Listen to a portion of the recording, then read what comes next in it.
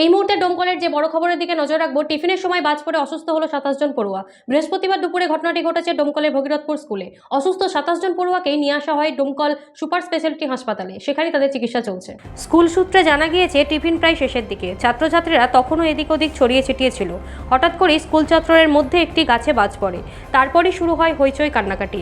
গোটা স্কুল চত্বরে শুরু হয়ে যায় হইচই। স্থানীয় বাসিন্দা থেকে স্কুলের শিক্ষকরা তড়িঘড়ি তাদের সেখান থেকে উদ্ধার করে নিয়ে আসেন হাসপাতালে। অসুস্থদের মধ্যে একজন ছাত্র, বাকি 26 জন ছাত্রী। ঘটনার পর অসুস্থ হয়ে পড়া সকলকে ডোমকল সুপার স্পেশালিটি হাসপাতালে নিয়ে আসা হয়। ঘটনার খবর পেয়ে হাসপাতালে ছুটে আসেন ডোমকলের মহকুমা শাসক সুমিত রায়, এসডিপিও শুভম বাজাজ, ডোমকলের আইসি পার্থসারথী মজুমদার। তবে হাসপাতাল সূত্রে জানা গিয়েছে পড়ুয়ারা সকলেই বিপদমুক্ত।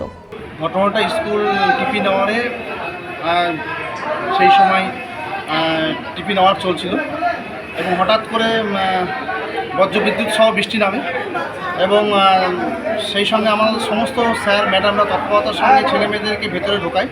হঠাৎ করে একটা বাজ এসে গাছে পড়ে, ফলে গাছের ডাল একটা ভেঙে যায় এবং প্রায় 28 এখন পর্যন্ত অসুস্থ। ডোমকল হাসপাতালে ভর্তি আছে। অনেকে সুস্থ, যদিও বা প্রথমে থেকে 2-1 জনের অবস্থা খারাপ ছিল। বেশিরভাগটাই হচ্ছে প্যানিক, তাদের মধ্যে একটা প্যানিক ঢুকে গেছে। তবে সবাই সুস্থ আছে, উপরওয়ালার কাছে লাখো লাখো সুস্থ। আপনার পরিচয়? আমার পরিচয় হচ্ছে আমি ভারপ্রাপ্ত শিক্ষক, প্রধান শিক্ষক কোন স্কুল? সেলিম রেজা সাহেব, ভগীরথপুর হাই স্কুল।